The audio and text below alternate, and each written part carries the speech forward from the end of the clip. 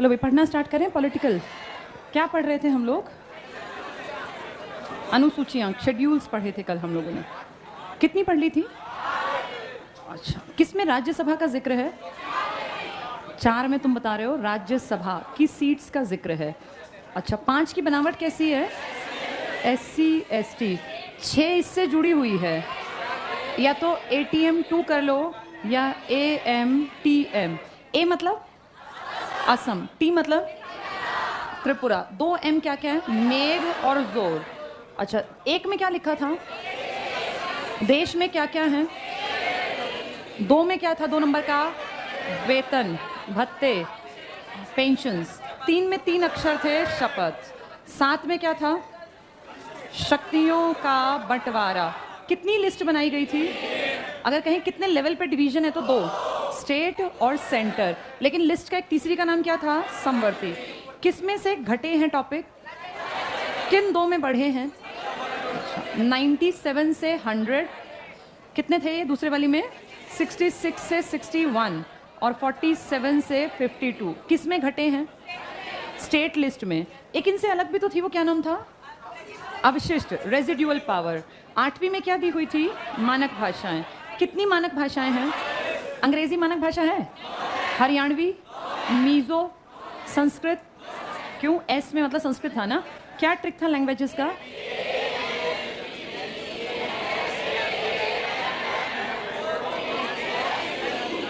सबसे पहली कौन सी आई थी? फिर अणा अणा, कोंकणी, मणिपुरी और नेपाली। इसके बाद 4 क्या थी? बोडो, डोगरी, मैथिली और संथाली। बताओ इनमें से कितनी नोट पर नहीं हैं? नोट पर नहीं है 4, ये काटो, 1 ये काटो। और मणिपुरी है कि नहीं है? नहीं है। कितनी काट दी हमने? ये बाकी सारी है नोट पर। कितनी है ये पुरानी? 14 और 2 वो 16। नोट पर मानक भाषाएं कितनी थी? 16। और कितनी मानक नहीं थी फिर भी नोट पर थी? 1। कौन सी थी? इंग्लिश। एक पैनल बताया था नोट का, सबने देख लिया वो पैनल? क्या लिखा है उसके अंदर? नोट की वैल्यू कितनी बार लिखी है? 15 बार। हाँ, ये देखने की चीज़ थी। ब्लीड लाइंस देखी तुम लोगों ने? छोटे नोट पर है, बड़े नोट पर? देखी ही नहीं। देख लेना, अब देख लेना, इंपॉर्टेंट है आगे जाके। ये आज पढ़ के पहले पूरा करते हैं अनुसूचियों को। कल मैंने 8 तक का टॉपिक क्लियर कराया था। अब बोर्ड पे देखो, 9, 10, 11, 12 ये सब बाद में आई। जब भी आपके संविधान में कुछ भी बाद में आता है तो कोई अमेंडमेंट होता है किसी साल में। ये सबसे पहला अमेंडमेंट था। तो फर्स्ट अमेंडमेंट, सबसे पहला किताब में जो चेंज किया वो 9वीं क्या जोड़ी गई थी? अनुसूची, शेड्यूल। और ये किया गया था 1951 में। और इसमें भूमि सुधार संबंधी या भूमि अधिग्रहण संबंधी नियम, acquirement of land by the government, सरकार कैसे आपकी जमीन को एक्वायर कर सकती है, सब विधियां लिखी हैं पहली में। मतलब अमेंडमेंट के बाद जो आई थी 9वीं। 10वीं था 52वां संविधान संशोधन, ये 73वां और ये 74वां। ये आया था 1951 में। ये 1985, 1992, 93, ये भी 92, 93 में। सबसे पहली में भूमि के बारे में था, दूसरी वाली में दल बदल पर रोक लगा दी थी। दल बदल पर रोक आज तक चल रहा है। लेकिन 11वीं में था पंचायती राज। पंचायती राज, बताना पंचायत का मेंबर बनने की उम्र कितनी है? कितनी? 25। सबसे कम उम्र है 25। तो दुनिया भर की चीज़ों की सबसे छोटी उम्र इसकी है। पंचायत का मेंबर बनना है तो उम्र 21। 21 से कम कहीं उम्र नहीं है तुम्हारे यहाँ। ये किस चीज़ के लिए था? नगर निगम, नगर पालिका, जिसे कहते हैं स्थानीय, शहरी स्थानीय स्वशासन, यानी लोकल गवर्नमेंट, स्वशासन, इसके लिए था। ये बहुत इंपॉर्टेंट है। सारी बाद में आई हैं, 9वीं, 10वीं, 11वीं और 12वीं। 1951, 85, 92, 93 इसलिए लिखते हैं क्योंकि एक्ट आया था दिसंबर में और लागू हुआ था अप्रैल में। 24 अप्रैल हर साल आप पंचायती राज दिवस मनाते हो पूरे देश में, क्योंकि इसी दिन ये लागू हुआ था 1993 में। और 74वां भी शहरों का पंचायत मान लो, शहरी स्थानीय स्वशासन। ये मैंने एक दिन पहले भी कराए थे, अगर तुम्हें याद हो तो। ये अब हमने 12 तक का सारा सिस्टम देख लिया। पहली को याद करने का क्या तरीका था? पहली में क्या था? पहले हमेशा देश। 2 नंबर से क्या याद करना? पैसा। 3 के 3 अक्षर। 4 आदमी इकट्ठे बैठे, सभा। 5 की बनावट SC, 6 SC ST स्पेशल। 7 से स और श इकट्ठे शक्ति। 8 में क्या थी? भाषाएं। 9वीं में क्या है? भूमि अधिग्रहण। 10वीं में चेंज करना होगा, परसेंटेज से स्टार्ट करें, आप पढ़ा सकते हैं अभी ठीक है, अगर आप में से किसी को जिनको पढ़ते हुए काफ़ी दिन हो गए हैं और परसेंटेज से शुरू करना हो टॉपिक, तो आज से सर परसेंटेज शुरू करा रहे हैं ऊपर वाले बैच में। कोई ऐसा है जिसको 2 महीने हो गए यहाँ पढ़ते हुए? 2 महीने हो गए कई लोगों को, तो आप अगर चाहें तो बैच चेंज कर सकते हैं। अच्छा, पर इनमें तुम्हारा सिलेबस नहीं हुआ अभी? एक बार परिमल सर से कल ये बात इस क्लास में जब सर आएंगे तब डिस्कस कर लेना, वो जैसा सजेस्ट करेंगे उनके अनुसार चलना, क्योंकि ये सब चीज़ें तो आप कहीं बैठ के सीख लोगे। मैथ्स के ऊपर ज़्यादा फोकस करना कि वो तुम्हारा कितना पोर्शन यहाँ हुआ, तुम्हें कब शिफ्ट करना है। ठीक है, चलो ये सारी चीज़ें क्लियर हो गई सबको? हाँ जी, जाना है तो जाओ, कोई दिक्कत नहीं। परसेंटेज शुरू हो रहा है वहाँ। जिन्हें का ऐसा ना 2-4 दिन वाले उठ के चल पड़े, 2-4 दिन वालों को नहीं जाना। जिन्हें 2 महीने भर हो गए हो, उन्हें लगता हो हमारा सिलेबस यहाँ मैथ्स का हो गया, वो जा सकते हैं ऊपर। चलो बाकी डिस्कस कर लेना कल सर से। जिनको लग रहा है कि भाई हम जाएं ना जाएं, कल सर से डिस्कस कर लेना। चलो एक बार बुक उठाओ, फटाफट से टॉपिक पूरा करें। कहाँ पहुंचे थे हम बताओ जरा? पेज नंबर 39 पर होंगे, 39 पेज पर। देखो ज़रा, शायद एक भी टॉपिक नहीं कराया, कुछ भी नहीं कराया ना? ठीक है, पेज 39 को ध्यान से पढ़ना, ये पेपर में आता है हर बार, इसमें से क्वेश्चन तुम्हारा ना कटे। पेज 39 पर सबसे ऊपर लिखा है इंग्लिश में शेड्यूल्स, हिंदी में अनुसूचियाँ। पहली पढ़ लो, आर्टिकल 1 से 4 वाली सेम बात है। राज्य और संघ राज्य क्षेत्र का वर्णन, states and union territories English में लिखा है, यानी देश की जानकारी है पहली अनुसूची में, मोटी भाषा में देश की जानकारी। अपने आप लिख लो, फिर तुम्हें याद रहेगा। पहले भाग में, पहली अनुसूची में, पहले आर्टिकल्स में इंडिया के बारे में बताया गया। इंडिया क्या है इस किताब के अकॉर्डिंग? इंडिया क्या है? India is union of states. क्या लिखा है? India is a country. India ना स्टेट, ना कंट्री, ना नेशन, कुछ वर्ड ही नहीं यूज किया। हमारे लिए कहा गया India is union of states, यानी राज्यों का संघ है। तो उसी की जानकारी है पहली अनुसूची में।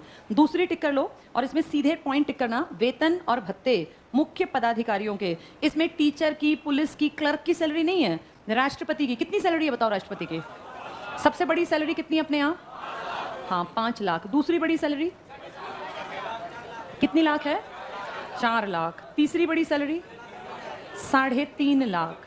इसके बाद बड़ी सैलरी 2.80, फिर 2.5, फिर छठी 2.25।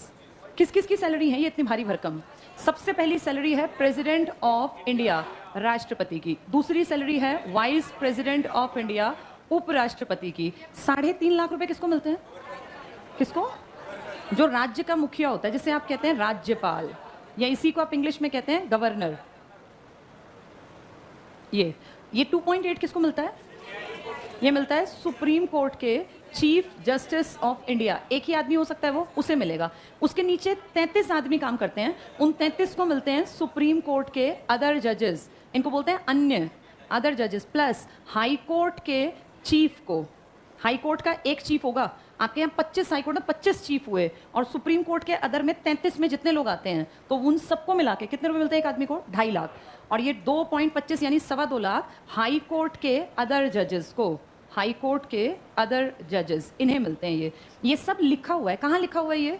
आपके संविधान की बुक की कौन सी अनुसूची में? दूसरी में। इन सब की सैलरी दी है। पीएम की सैलरी नहीं दी गई, ना सीएम की सैलरी दी गई। पहले किसी को पता ही नहीं था इनकी सैलरी। पता कैसे पता चली? RTI, right to information, 2005, APJ Abdul Kalam आपके भारत के राष्ट्रपति थे। जब ये लागू हुआ तो किसी के मन में आया कि भैया पीएम के पीछे इतने लोग पागल हैं, पीएम कमाता कितना है? और जानते हो क्या निकला था उस टाइम पर? कि पीएम की टोटल सारी चीज़ें मिला के कितनी निकली थी? 1,60,000। लेकिन तब आपके राष्ट्रपति को भी 1.5 ही मिलता था। ये 1,60 की बात नहीं है, ये बात है पावर की। यहाँ पैसा कोई बड़ी चीज़ नहीं है। बहुत सारे लोग तो महीने के 2-3 लाख वैसे ही कमाते हैं। पीएम की कमाई ज़्यादा नहीं है, पर पीएम की पोजीशन की वैल्यू है। आरटीआई से ही आपके सीएम्स की और पीएम की सैलरी पता चली, और हर राज्य के सीएम की सैलरी अलग है। तुम्हें ये पता है सरकारी नौकरी में भी सैलरी अलग अलग होती है? पता है ये? हर स्टेट में सैलरी अलग होती है, क्योंकि हर स्टेट में क्या अलग होती है? किस चीज़ की दर? महंगाई। जैसे कहीं पे रेंट है, अब आप हरियाणा में अगर रेंट ढूंढते हैं तो आपको 5-7 हज़ार में, 8 हज़ार 10 हज़ार में ठीक सा घर मिल जाएगा। जैसे 8 हज़ार तक में भी हरियाणा में, पूरे हरियाणा में 10 हज़ार में रेंट पे ठीक परिवार के रहने लायक घर मिल जाएगा। लेकिन अगर आप दिल्ली की तरफ जाते हैं तो 10 हज़ार में तो आपको कमरा देंगे वो लोग। अगर प्रॉपर आप घर लेना चाहते हैं तो वहाँ रेंट आपका 20 हज़ार, 35 हज़ार, वो डिपेंड करता है कैसा इलाका है। जो बहुत बढ़िया पॉश इलाके हैं वहाँ लाख लाख, 1.5 लाख भी रेंट है। तो ये रहने की दर बराबर रहेगी या कम और ज़्यादा? और हर सरकारी नौकरी पर आपको महंगाई भत्ता मिलता है, डीए बोलते हैं, डियरनेस अलाउंस, टीए डीए सुना हो अगर तुमने। तो इसीलिए एक ही पोस्ट पर हर स्टेट की सैलरी अलग होती है। जैसे अगर एक कॉमन सी बात करूं, केंद्रीय विद्यालय में जो टीचर्स काम करते हैं, अगर कोई अरुणाचल प्रदेश में काम कर रहा है और कोई दिल्ली में काम कर रहा है, सेम साथ की ज्वाइनिंग है, दोनों की नौकरी एक साथ स्टार्ट हुई, एक जितने हैं, मान लो दोनों को 10-10 साल हो गए, हो सकता है इसकी सैलरी 70,000 हो और दिल्ली में जो रह रहा है उसको 76,000 मिलते हो, जबकि एक दिन की ज्वाइनिंग है, कोई अंतर नहीं। कारण उनका टीए डीए अलग होगा, इनका टीए डीए अलग होगा, तो इसलिए एक वैकेंसी पे अलग अलग। इसी कारण अभी जो हम सीएम लिख रहे थे, इनकी सैलरी सेम होंगी अलग अलग। सबसे ज्यादा सैलरी कहाँ का सीएम लेता है? तेलंगाना का सबसे ज्यादा, फिर दिल्ली का है। ये 4 लाख से ऊपर की सैलरी लेते हैं। 4 लाख से ऊपर की सैलरी मतलब किससे ऊपर की सैलरी लेते हैं? ये वाइस प्रेसिडेंट ऑफ इंडिया। हाँ जी, फर्स्ट तेलंगाना, सेकंड दिल्ली के, जो कहते हैं ना भाई हम तो बहुत सादे शरीफ लोग हैं, उनकी सैलरी। आप आरटीआई, अब तो आप खैर गूगल कर लोगे तब भी निकल आएगी। चलो, तो ये शपथ की किसकी बात कर रहे थे हम? ये सैलरीज की, सैलरी यहीं ऊपर लिख लो। हाँ, उसी की सैलरी लेता है, बस ये दिखावट है, दिखावट है बस। ये यहीं लिख लो, ये इसी पेज पर ऊपर लिख लो, 5 लाख, 4 लाख, 3.5 लाख, ठीक है। और पीएम की तो सैलरी अब अलग अलग, मतलब जो निकली थी वो 1.6 निकली थी, 1,60,000 प्लस भत्ते बहुत सारे। तेलंगाना के सीएम की सबसे ज्यादा सैलरी है 4,10,000 रुपए, वो उपराष्ट्रपति से भी 10,000 ज्यादा लेता है। और दूसरी लिख लो दिल्ली की 4 लाख। एमपी को कितनी सैलरी मिलती है? एमपीज को 1 लाख, सैलरी ज्यादा नहीं है इनकी। चलो, तो सैलरी कहाँ लिखी है सारी बड़ी बड़ी? हाँ, किन 2 बड़ी पोस्ट की सैलरी नहीं लिखी जो आरटीआई से निकाली? पीएम और सीएम। नंबर 1 कौन सा सीएम लेता है? तेलंगाना का, और फिर दिल्ली का। ये पूछेंगे नहीं क्योंकि ये दी नहीं हुई, ये आरटीआई से पता चली। चलो आगे देखो, वेतन भत्ते भाग कर टिक कर लो। राष्ट्रपति और राज्यपाल, बताओ राज्यपाल की सैलरी? राज्यपाल की सैलरी 3.5 लाख और राष्ट्रपति की 5 लाख। यहाँ लिख लो 5 और 3.5, अपने हाथ से छोटा सा लिख लो इसके ऊपर। भाग ख में आ जाओ, लोकसभा विधानसभा के अध्यक्ष और उपाध्यक्ष, राज्यसभा विधान परिषद के सभापति और उपसभापति। ग में पढ़ लो, सुप्रीम कोर्ट के न्यायाधीशों का वेतन कितना कितना है सुप्रीम कोर्ट में? 2.8 और 2.5 लिख लो यहाँ। सीजेआई 2.8 और अदर जजेस 2.5। जहां लिखा है सुप्रीम कोर्ट या उच्चतम न्यायालय, जो संविधान में है सैलरी वो पूछ सकते हैं, पीएम सीएम की नहीं आएंगी, इनकी आ सकती हैं। नेक्स्ट देखो, भाग घ में नियंत्रक महालेखा परीक्षक के वेतन भत्ते 2.5 लाख मिलते हैं कैग को, इंग्लिश में लिखा है कंट्रोलर एंड ऑडिटर जनरल, यहाँ लिख लो 2.5 लाख। 2.5 लाख और किसको मिलते हैं? सुप्रीम कोर्ट के अदर जजेस को। सबसे ऊपर कौन है, कौन सा जज? सीजेआई। उसके नीचे सुप्रीम कोर्ट के अदर और हाई कोर्ट के ऊपर वाले। इसको बोर्ड पे देखो, ये सुप्रीम कोर्ट है, ये high court. Supreme court 1, high court 25। 25 के 25 में एक तो चीफ जस्टिस होगा और बाकी क्या होंगे? अदर्स। 25 कोर्ट्स में सारी जगह बराबर होंगे या कम और ज्यादा? ये डिपेंड करता है कि वहां पॉपुलेशन कितनी है, केसेस क्या पॉपुलेशन से प्रभावित हैं या नहीं है। अगर थोड़ी पॉपुलेशन है केस ज्यादा आएंगे कम आएंगे, और अगर बड़ी पॉपुलेशन है केस ज्यादा। सबसे ज्यादा जजेस जानते हो कहां बैठते हैं? Allahabad high court. क्या लॉजिक होगा इसका? यूपी की आबादी सबसे ज्यादा, केसेस भी ज्यादा, इसलिए सबसे ज्यादा जजेस की संख्या कहां पर है? इलाहाबाद। अगर गोवा को देखें तो वहां बनाया ही नहीं हाई कोर्ट, वो किसके इसमें चले जाते हैं? मुंबई वाले में। जो छोटे हैं ना, बहुत छोटे हैं, हाई कोर्ट ही नहीं बनाए। पहले 7 बहनें जो आपकी अरुणाचल असम वगैरह हैं, इन 7 का एक हाई कोर्ट था। आज की डेट में कितने हैं इनके पास? 4। आबादी ज्यादा होगी तो हाई कोर्ट बनेगा, नहीं तो कोई जरूरत नहीं है। सब हाई कोर्ट्स की अदर का क्वेश्चन मार्क राष्ट्रपति डिसाइड करेगा। यहां हमें पता है 1 प्लस कितने? 33। ये प्रेजेंट का आंकड़ा है। इस एक की सैलरी सबसे ज्यादा है, इस एक को मिलते हैं 2.8 यानी 2,80,000 रुपए। इन्हें मिलते हैं 2.5 लाख रुपए। ये 33 पता है कौन बनते हैं? इनमें से यहाँ आता है कोई ना कोई। इन 33 में से मानो 2 हट गए, रिटायर हो गए इसी महीने, तो जितने टोटल 25 जज होंगे ना अलग अलग हाई कोर्ट में मुखिया, उन 25 में से किसी एक को या 2 जितनी जरूरत होगी उठा के और यहाँ ले आएंगे। कभी भी ऐसा नहीं होता कि इनमें से यहाँ लाते हो। सुप्रीम कोर्ट का जज 99% केसेस में वो बनता है जो हाई कोर्ट में ऑलरेडी जस्टिस की पोस्ट पे बैठा हो, क्योंकि उसका एक्सपीरियंस रिच होता है, वो इस काबिल है कि वो सुप्रीम कोर्ट का रास्ता देखे। यहां से जो जज यहां आते हैं, इसलिए इनकी और इनकी सैलरी बराबर रखी गई है। 2.5 इसकी थी और 2.5 इनकी। ये नीचे वाले हैं तो इनको थोड़ा सा पद कम मिला है, सैलरी भी कम मिलेगी। कितनी है इनकी? 2.25। तो 2.25 लाख, 2.5 लाख, 2.5 लाख और 2.80। सबसे बड़े जजेस जहां बैठते हैं सुप्रीम कोर्ट, वहां 2.80 है, नीचे वालों की 2.5।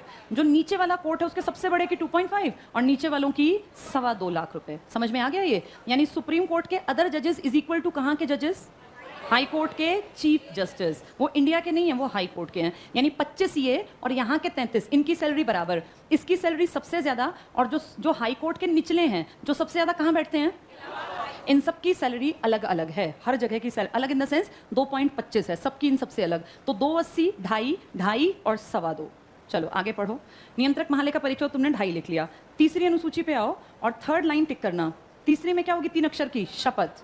अंडरलाइन करो। व्यवस्थापिका के सदस्य, यहां लिख लो एमपी, व्यवस्थापिका के मेंबर मतलब एमपी। मंत्री टिक करो। इसके बाद अगली लाइन में थोड़ी सी गलती है, इस गलती को पहले समझो फिर ठीक कर पाओगे। इन्होंने 3 शब्द दिए हैं, क्या क्या?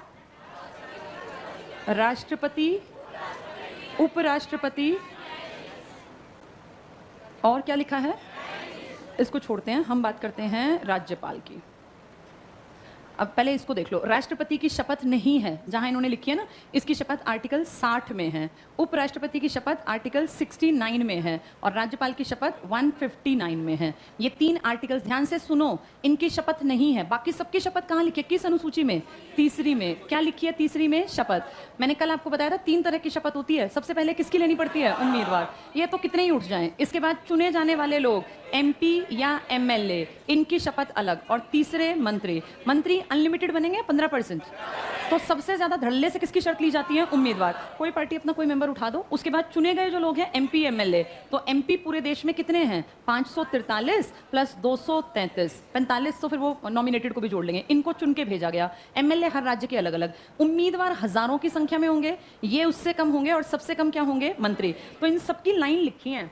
हमारा जो कॉन्स्टिट्यूशन है ना, उसने कुछ लाइन लिख के छोड़ दी। वो मेरे पास एक बुक है, मैं कई बार बच्चों को पढ़ के बता देती हूँ। उसमें 4-6 लाइन का ऐसा एक स्ट्रक्चर बना दिया। उसमें सबसे पहले राष्ट्रपति खड़ा होकर बोलेगा मैं, तो अपना नाम नहीं बोलेगा, खाली छोड़ देगा। फिर जो शपथ ले रहा है वो माइक पे साथ साथ मैं, वो अपना नाम, अपने पिता का नाम जो बोलना चाहे, फिर निवासी, फिर इस सीट से मैं ये बना हूँ, ये खाली छोड़ के भाई मैं भारत के संविधान के प्रति सच्ची लगन और श्रद्धा रखूंगा और अपने देश की वृद्धि विकास के लिए अच्छे काम करूंगा। इस तरह की पॉजिटिव भाषा लिख के ये सबको सेम बोलनी है। ये कागज हर एक आदमी के हाथ में दे दिया जाता है। जिसका नाम बुलाते हैं, राष्ट्रपति खड़ा होता है, उसके सामने यही माइक लगा होता है। राष्ट्रपति स्टार्टिंग करता है, बीच के ब्लैंक खाली छोड़ता है स्थान। वो अपना नाम, अपने पिता का नाम, अपनी सीट जो बोलता है, जो लिखा हुआ है, पढ़ता जाएगा। कई बार इतनी बेइज्जती होती है इन लोगों की, क्योंकि अनपढ़ तो आते हैं आधी बार। ऐसे भी देखे मैंने सच में, ये कागज नहीं पढ़ा जाता। आ गए शपथ लेने और शपथ में लिखा कागज पढ़ा नहीं जा रहा, क्योंकि इसमें लिखा होता है अक्षुण्ण और भारत की, भाई मैं प्रतिबद्ध रहूंगा। अब उन अंगूठा छाप लोगों को अक्षुण्ण प्रतिबद्ध पढ़ना ना आए तो ये 1000 बार पढ़ते हैं, पहले उसको रट्टा मारते हैं ये। फिर यहाँ आके आधों के हाथ पैर कांप रहे होते हैं जब ये शपथ पढ़ रहे होते हैं ना, क्योंकि ये 4-6 लाइन जो देख के पढ़नी है भी नहीं पढ़ी जाती। बल्कि मैं तो सोचती हूँ इसकी एक कंपल्शन होना चाहिए, अंग्रेजी में भी साथ साथ पढ़ो, तो फिर शायद आधे गायब भी हो जाएंगे, फिर शपथ ही नहीं लेंगे। इसे पढ़े बिना आपकी सीट नहीं मानी जाती है, कंपल्सरी है, पढ़नी पड़ेगी आपको। ये सब कहाँ लिखा है आपकी, किस किताब में? संविधान। लेकिन 3 लोगों के लिए शपथ नहीं लिखी। ये 3 लोग हैं, राष्ट्रपति, उपराष्ट्रपति और राज्यपाल। पर शपथ तो ये भी लेंगे। इनकी शपथ इनके आर्टिकल्स में, जहां इनके बारे में लिखा है ना, वहां लिखा गया। तो राष्ट्रपति की शपथ किसमें? आर्टिकल 60, उपराष्ट्रपति की 69 में और राज्यपाल की 159 में। यहां ये बात लिख लो, जहां लिखा है ना शपथ, यहां लिख लो राष्ट्रपति 60, उपराष्ट्रपति 60। अनुच्छेद है ये।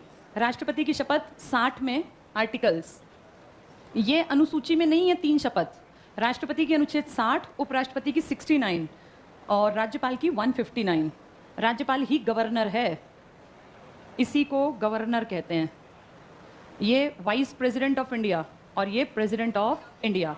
इन तीनों को छोड़ देना। पेपर को टफ बनाने के लिए पता क्या कहेंगे? निम्न में से किसकी शपथ तीसरी अनुसूची में नहीं है, और उसमें लिख देंगे मंत्री, या किसकी शपथ है? मंत्री और अपना राष्ट्रपति, उपराष्ट्रपति। तो हमें 3 याद रखने हैं जिनकी शपथ नहीं है। किस किसकी? राष्ट्रपति, उपराष्ट्रपति, राज्य। आर्टिकल नंबर 60, 69, 159, ये इंपॉर्टेंट था। अगले पे आ जाओ। चौथी अनुसूची में पहली लाइन में टिक करना, राज्यसभा में स्थान। तो राज्यसभा में सबकी सीटें बराबर हैं या जनसंख्या के ऊपर? 3 टॉप स्टेट बताओ जहां सबसे ज्यादा सीटें हैं राज्यसभा की। यूपी, महाराष्ट्र, तमिलनाडु। कितनी कितनी? 31 और महाराष्ट्र की 19 और तमिलनाडु की 18। यहाँ लिख लो इसके पास, ये बहुत जगह खाली है, वहाँ लिखते चलो। ये सबसे ज्यादा सीटें हैं हमारी राज्यसभा की, 31, 19 और 18। यूपी, महाराष्ट्र, तमिलनाडु। क्या लोकसभा की सीटें भी दी हुई हैं यहाँ? नहीं, यहाँ मेंशन नहीं किया। ठीक है। 3 जगह बताना जहां राज्यसभा की सीटें बहुत कम है। इनफैक्ट 8 जगह हैं तुम्हारे देश में जहां राज्यसभा की सिंगल सीट है। 8 के 8 स्टेट तुम्हें मैंने करवाए थे जब तुम बेसिक बैच में थे। कौन कौन सी हैं? मेघ, त्रि, मणि, अरुण, गोवा। सिक्किम, नागालैंड, मिजोरम, इन सब के पीछे एक एक एक एक एक एक था। 3 हाईएस्ट वाले 31, 19, 18 और कम वाले एक एक। कितने स्टेट्स थे ये? 8। और पौंडीचेरी भी था जो कि यूटी था, तो 9 स्टेट और यूटी हैं। चलो नेक्स्ट पे आओ, तीसरी हुई, चौथी हो गई, पांचवी पे आ जाओ। सेकंड लाइन टिक करो, इनफैक्ट फर्स्ट में ही है भाई। ये जो बीच में बातचीत किए जा रहे हैं ना, बिना किताब वाले हैं, आज तो छोड़ दे इनको, मतलब देख ले जो बात कर रहा हूँ। कल किताब चेक होंगी भाई, जिनके पास किताब नहीं है वो बात करेंगे। क्लास का माहौल खराब करना एक बच्चे के हाथ में है, बस वो गड़बड़ फैलाता रहे, पूरी क्लास को उसके लिए सफर नहीं बनने देंगे। तो देखो तो बैठा भी कैसे, ठीक से बैठ जा भाई। उसे कंधे पे क्यों इतनी गर्मी में हाथ रख के बैठा है? थोड़ा दूर हो जा, इससे चिपक के बैठा हुआ है, दूर हो जा। कल से किताब लेना, किताब नहीं होगी ना, है किताब? हाँ, तभी तो ऐसे बैठा है। इस पोजीशन में किताब वाला बैठ ही नहीं सकता। कल एक बार चेकिंग करना, विकास को बोल देना जिसके पास किताब नहीं है उसको बाहर करो। बिना किताब के पढ़ेंगे नहीं ना। क्लास का माहौल तुम्हारे हिसाब से ठीक बनना चाहिए या कैसा ही बनता रहे? और ठीक के लिए थोड़ी स्ट्रिक्टनेस करनी पड़ेगी। अभी तुम में से बहुतों को अपने फायदे की बातें नहीं पता, ये हमारी जिम्मेदारी है, क्योंकि हम यहाँ सालों साल से देख रहे हैं। जो बच्चे किताब नहीं लाते ना, वो 100% पढ़ नहीं सकते, और जो पढ़ नहीं सकता वो खाली भी नहीं बैठेगा। खाली दिमाग शैतान का घर, वो किसी से कोई बात करेगा, किसी से कोई बात करे, उसका मन नहीं लगेगा। अब जब मैं ये टिकमार्क करा रही हूँ, लिखा रही हूँ, जिसके पास किताब नहीं है वो 100% दूसरे को परेशान करेगा, जो तुम्हें नहीं पता। तो इसलिए कल से किताब चेक होंगी और तुम्हारा फायदा है, कुछ दिन बाद तुम्हें समझ में आएगा। चलो आगे पहुंचो। इसमें चौथी हमने पढ़ ली, पांचवी पे आ जाओ। पांचवी में टिक करो, अनुसूचित क्षेत्रों और अनुसूचित जनजाति। क्या होती है जनजाति? ट्राइब्स, जंगलों में रहने वाले लोग, ट्राइब्स के प्रशासन और नियंत्रण से संबंधित। इंग्लिश में देखो लिखा है शेड्यूल्ड ट्राइब्स। इसके बाद नीचे छठी पे आ जाओ सीधे। क्या ट्रिक था वो? AMTM, ATM 2 कैसे भी याद करें, अंडरलाइन करना। असम, मेघालय, त्रिपुरा, मिजोरम, इनके जनजाति क्षेत्रों के प्रशासन के संबंध में यहां लिख लो AMTM या ATM 2, जैसे तुम्हें याद रह जाए। AMTM, A मतलब असम, T मतलब त्रिपुरा, M मतलब मेघ जोर। मणि नहीं है यहाँ, मेघ जोर। लैंग्वेजेस में मणि थी कि नहीं थी? मणि काटा था हमने, हमारे उसमें नहीं थी। किसमें? नोट पर। यहाँ भी मणि नहीं है, मेघ और जोर हैं। सातवीं पर आ जाओ, अंडरलाइन करो, विषयों के वितरण से संबंधित, डिस्ट्रीब्यूशन ऑफ सब्जेक्ट या पावर।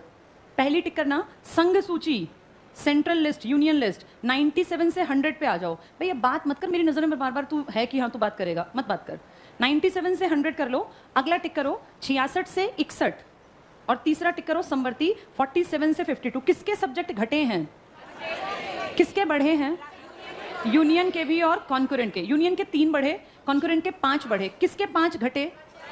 तो 66 से कितने पर आ गए? 61। वो 47 से 52 और वो 97 से 100 पर। अगले पर आ जाओ, 8वीं अनुसूची, अंडरलाइन करना इसमें। क्या तुम जानते हो किस अनुसूची में? मैंने एक दिन राजभाषा राष्ट्रभाषा की कहानी सुनाई थी तुम्हें। हिंदी क्या है तुम्हारी? हिंदी हमारी राजभाषा। ऐसा किस आर्टिकल में लिखा है? आर्टिकल 343। कौन से भाग में लिखा है? भाग 17 में। आर्टिकल 343 कहता है। कब तुमने अपनाई थी ये? हर साल तुम इस दिन को क्या मनाते हो? हिंदी दिवस। इनफैक्ट हम इंडिया में हिंदी पखवाड़ा मनवाते हैं 15 दिन तक, 1 सितंबर से और 14 सितंबर। तो इसको हम कहते हैं हिंदी पखवाड़ा। और उस टाइम ऐसे ऐसी एक्टिंग करेंगे इंडिया के सब लोग, जैसे पता नहीं कितने हिंदुस्तान के प्रति इनके मन में कैसे इमोशंस हैं। हिंदी भारत के माथे की बिंदी, इस तरह की बातें करते हैं। उसके आगे पीछे किसी को हिंदी से कोई लगाव नहीं, कोई जुड़ाव नहीं। और इस टाइम अखबार, मैगजीन, टीवी, गोष्ठियाँ होती हैं, सब बकवास दिखाने के लिए।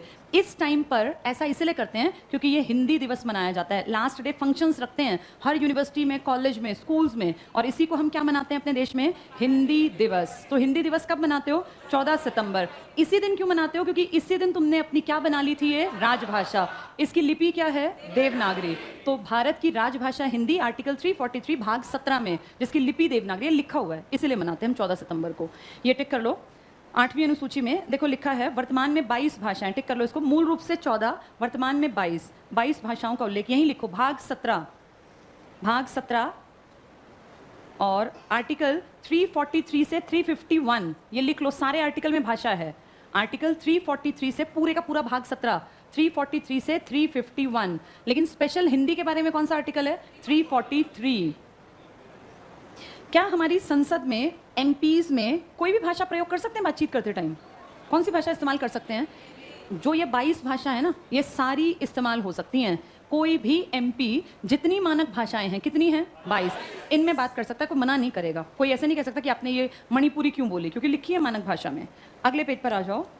9वीं अनुसूची में 9, 10, 11, 12 स्टार्टिंग से थी या बाद में आई? बाद में आई। पहला अंडरलाइन करो, 9वीं का भूमि सुधार, acquirement of land by the government, land reforms में आता है ये। 10वीं टिक करो दल परिवर्तन, जो दल बदल करते हैं ये बड़े बड़े नेता।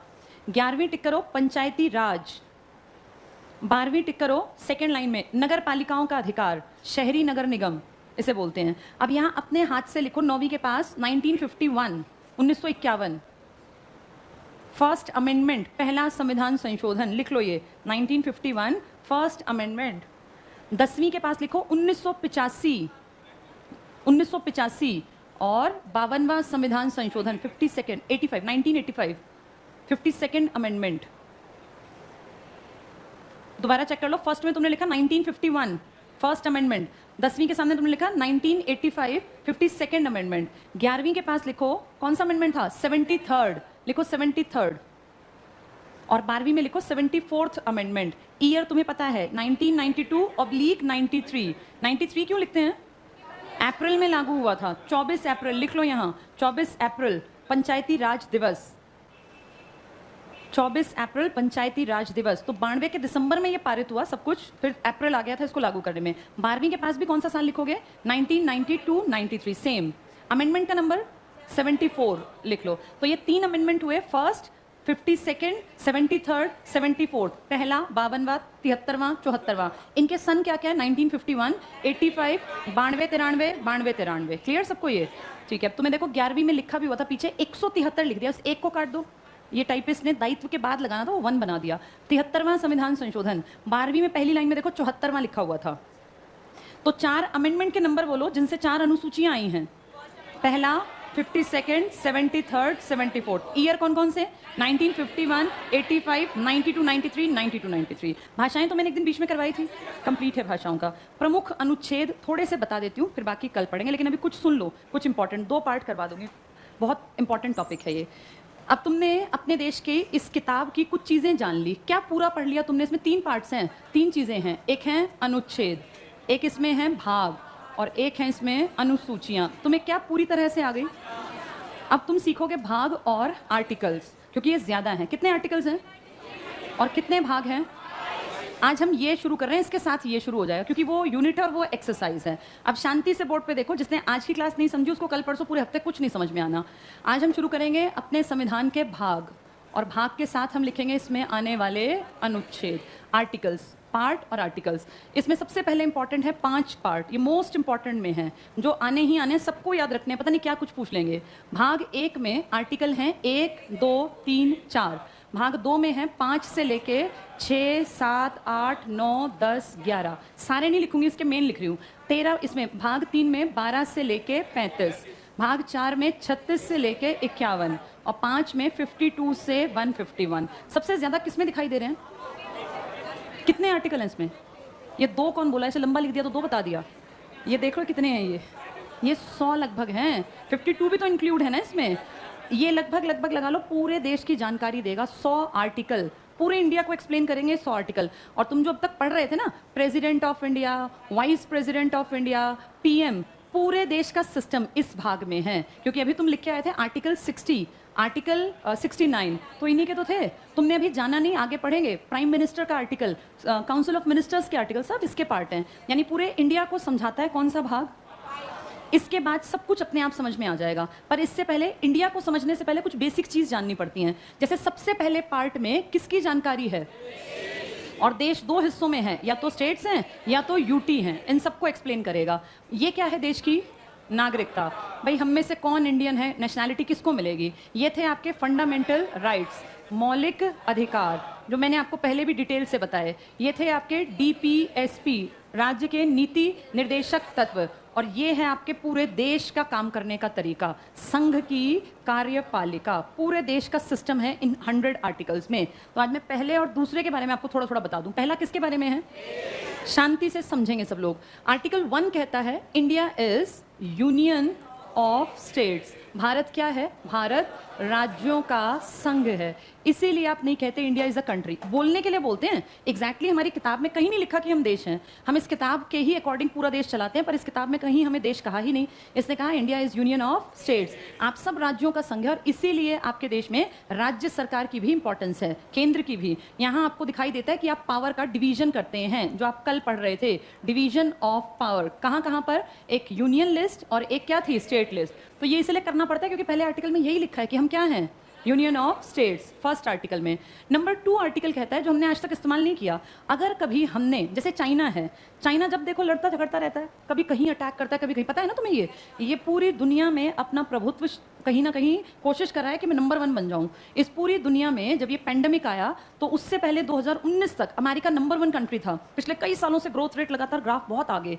अब इस चाइना को, अमेरिका को पीछे करना था। बहुत लोगों का ये मानना है कि पेंडेमिक में कहीं ना कहीं चाइना का बहुत बड़ा हाथ था। एग्जैक्टली किसी को नहीं पता, पर पेंडेमिक का सबसे तगड़ा नुकसान जो झेला है वो किस देश ने? अमेरिका। आप कभी डेथ रेट का चार्ट निकाल के देखना, गूगल पर है, सबसे ज्यादा लोग कहाँ के मरे हैं? हम जैसे ना वैसे ही दुखी होते रहे, चीन हमारा दुश्मन। चीन को कोई मतलब नहीं है छोटे मोटे देशों से, वो बस ये कर सकता है कि कब्जा करने के लिए हमसे लड़े, बाकी चीन और हमारा मुकाबला नहीं है। ये कड़वी सच्चाई है। आपके देश की सरकारें बेवकूफ़ बनाने के लिए कहती हैं कि चीन हमारा ऐसा दुश्मन, चीन ये। चीन को इंडिया से कोई मतलब नहीं, वो जानता है कि आप उसके सामने टेक्नोलॉजिकली कहीं टिकेंगे ही नहीं। वो आपके ऊपर सिर्फ अटैक करके आपकी ज़मीन को हड़प सकता है, बाकी उसका और आपका कोई मुकाबला नहीं है किसी भी चीज़ में। उसने आपके देश के घर के अंदर इतनी जगह बना रखी है कि आप चाह के भी चीन का कुछ नहीं बिगाड़ सकते। हम पता है कितने बेवकूफ़, हमारा देश कितना पिछड़ा हुआ है। हमें जब दिवाली आती है तो कहते हैं कि ये लड़ियां मत लगाओ। ये कहाँ से आती हैं? तुम सबके घरों में जो कंघे इस्तेमाल होते हैं ना, ये कंघे भी चाइना के हैं। तुम जो ये जितनी चीज़ें, कपड़े तो हैं ही, कपड़ों के अलावा भी मतलब जितने तुम्हारे घर के सामान है ना, इन सामानों का 80-90% हिस्सा चाइना से आता है। तुम कोई ब्रांडेड सामान की बात नहीं कर रही हूँ मैं। कंघा कितनी छोटी चीज़ है ना, देश में जितने कंघे लगभग आ रहे हैं ना, ये सब चाइना से आ रहे हैं। कहाँ कहाँ से बाइकआउट करोगे? एक वो लड़ियाँ हटाने से तुम्हारा काम चल गया। तुम जितने ब्रांड की चीज़ें इस्तेमाल करते हो, बिना ब्रांड की लगभग चीज़ें चाइना से आती हैं। ब्रांडेड तो चलो अमेरिकी हैं, यूरोपियन हैं। कपड़े देखो, जूते देखो, कोई भी चीज़ उठा के देख लो, जो ये जॉकी है, मोंटे कार्लो है, इनमें से इंडियन कौन है? सब विदेशी हैं। आपके जितने जूते हैं वो तो चलो बड़े ब्रांड हैं, मैं छोटी बातें कर रही हूँ। जो आजकल ये बेडशीट्स आ रही हैं ना, पहले हम बड़े शान से कहते थे कि हमारे देश में पानीपत एक ऐसा शहर है जिसको बुनकर नगरी कहते हैं। पानीपत की सच्चाई तुम जानते हो, सब काम फ्लॉप है, सब बंद पड़ा है। पानीपत में कोई बुनकर नहीं है आज की डेट में। सारे का सारा माल कहाँ से आ रहा है? ये सारी बेडशीट्स जो है ना चाइना से आती हैं, जो पानीपत से आगे जाती हैं। और हमें लगता है कि भैया हम तो पानीपत से बेडशीट ले आए, सब चाइना का माल है। हर जगह चाइना है। किसी मॉल में जाते हो, आप देखते हो लिखा होता है स्टोर 99। इसमें ज़्यादातर माल किसका बिखरा होता है? चाइना का। आपके घर में जितना प्लास्टिक है ना, उस प्लास्टिक का सबसे बड़ा जो मार्केट है आपका देश, वो आया कहाँ से है? चाइना। तो इसलिए ये लड़ियों वाली एक्टिंग करना हमारा देश बंद करे और असलियत देखे। हम इतने गरीब पता है क्यों होते जा रहे हैं? इंडिया ही क्यों गरीब हो रहा है? तुम आजकल देख रहे हो महंगाई कहाँ बढ़ गई। जो सामान पिछले साल 250-300 का था ना, वो इस साल में 400, 450, 500 का आने लग गया। ये पिछले एक साल में महंगाई कई गुना बढ़ गई। 100 रुपये, 50 हर चीज़ पे बढ़ गए। ऐसा क्या हो गया? ऐसी क्या दिक्कत आ गई? तुम्हारे देश में ना सबसे बड़ी बदहाली का कारण क्या है? सरकार जानबूझ के काम नहीं करना चाहती। तुम्हारी जो मैन्युफैक्चरिंग यूनिट है ना, ये धीरे धीरे धीरे करके बंद होती जा रही हैं। किसी देश को अगर सच में आगे बढ़ाना है ना, तो वहाँ मैन्युफैक्चरिंग यूनिट या बहुत सारी फैक्ट्रीज ये लगानी चाहिए, क्योंकि इनसे लोगों को रोजगार मिलता है। देश को आगे बढ़ाना है तो सर्विस सेक्टर बढ़ाना पड़ेगा, मैन्युफैक्चरिंग बढ़ानी पड़ेगी। तुम्हारे जितने अपने मैन्युफैक्चरिंग के स्टोर थे ना, जहाँ फैक्ट्री जहाँ बनता था, ये कंघे भी नहीं बनते हमसे। हड़प्पा वालों के टाइम पे कंघे हमारे पास थे, खुद बनाते थे, नाव बनाते थे। तुम आज सड़कों पर जितनी गाड़ियाँ देखते हो, देख रहे हो धीरे धीरे मारुति का परसेंटेज घट रहा है। पता है तुम्हें ये बात? पहले मारुति अकेली देश का एक बड़ा परसेंटेज, और मारुति अकेली नहीं थी, मारुति के साथ क्या था? सुजुकी कहाँ की है? जापान की। अब मारुति सुजुकी से ये हीरो होंडा, जापान की तो थी, हीरो मोटोकॉर्प्स जो बन गई है, उसने अपना शेयर वापस ले लिया। आप ये देखो, इसका पहले पूरे मार्केट पे धाक थी और हर घर में जो गाड़ी खड़ी होती थी वो मारुति की थी। धीरे धीरे अब गूगल कर लेना, इसका परसेंटेज पिछले 8 से 10 सालों में घट गया, नीचे आ गया। और अब बाकी जो ब्रांड है ना, इनका परसेंटेज धीरे धीरे बढ़ने लग गया। अब जितनी सड़क पे गाड़ी चलती है तो अलग अलग देखा, अलग अलग कंपनीज की हैं। तो ये सब चीज़ें जो बाहर से आ रही हैं, आप सोचो जूते ब्रांडेड पहनने लग गए, कपड़े बाहर के आने लग गए, आपके कंघी भी बाहर की आ रही है, कितना सामान आपका बाहर से। यानी आपकी मैन्युफैक्चरिंग यूनिट बढ़ रही है या खत्म हो रही है?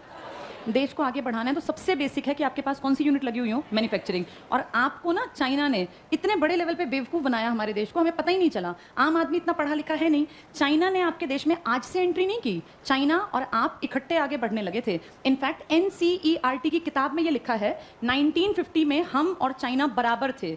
वो हमसे बहुत आगे नहीं था। आप भी अच्छे देशों में थे, अच्छे इन द सेंस आपके अंदर कैलिबर था। 1950 से और आज हम 2022 में हैं। चाइना दुनिया का नंबर 1 देश है और भारत अपनी गरीबी से जूझ रहा है, भ्रष्टाचार से जूझ रहा है। भारत हर घटिया चीज में टॉप में रहता है, चाहे भ्रष्टाचार की लिस्ट बन ले या कोई इस तरह की लिस्ट, उसमें आप सबसे पीछे हो गए अच्छी लिस्ट में, और खराब लिस्ट में आप टॉप 5-7 में आ जाओगे।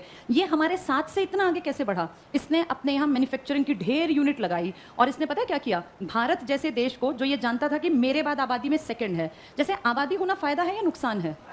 कैसे फायदा है? नुकसान है। बचपन से पढ़ाया गया बढ़ती जनसंख्या क्या था, किस चीज का कारण बनी थी? बेरोजगारी का, प्रदूषण का। गलत पढ़ाया। बढ़ती जनसंख्या एक असेट है। असेट का मतलब समझते हो क्या होता है? असेट, असेट को मान लो पूंजी।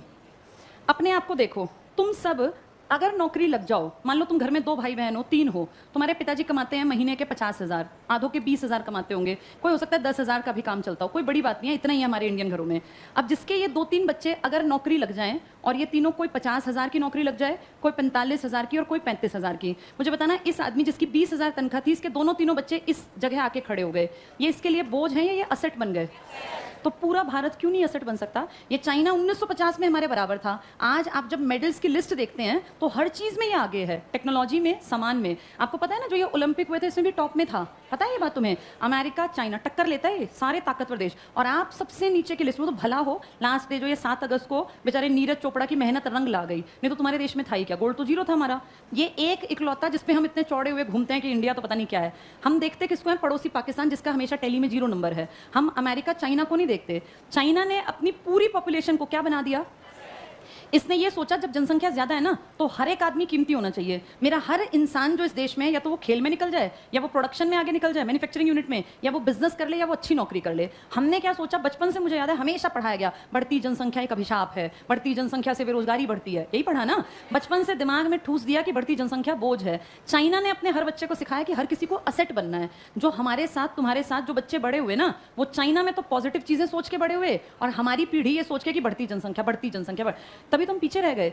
इस चाइना ने प्रोडक्शन यूनिट लगा के अपनी मैन्युफैक्चरिंग, और आपके देश को देखा कि ये सबसे ज्यादा बेवकूफ हैं और ये सबसे बड़े कंज्यूमर हैं। क्योंकि अगर आपके यहाँ कंघी बिकने लग गई तो एक परिवार में अमूमन 2 से 3 कंघे तो रखता ही है हर आदमी।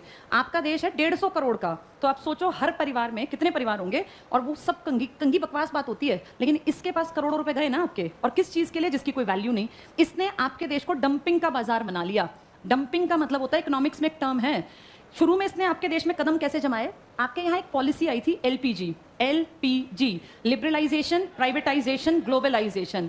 शुरू में ना आपके उद्योग धंधे बहुत बहुत खराब थे, मतलब बहुत ही निचले स्तर के, कोई ब्रांड हमारे यहाँ नहीं था, और हर चीज बकवास थी। हमने 40 साल वेट किया, 1947 से 1990 आ गया।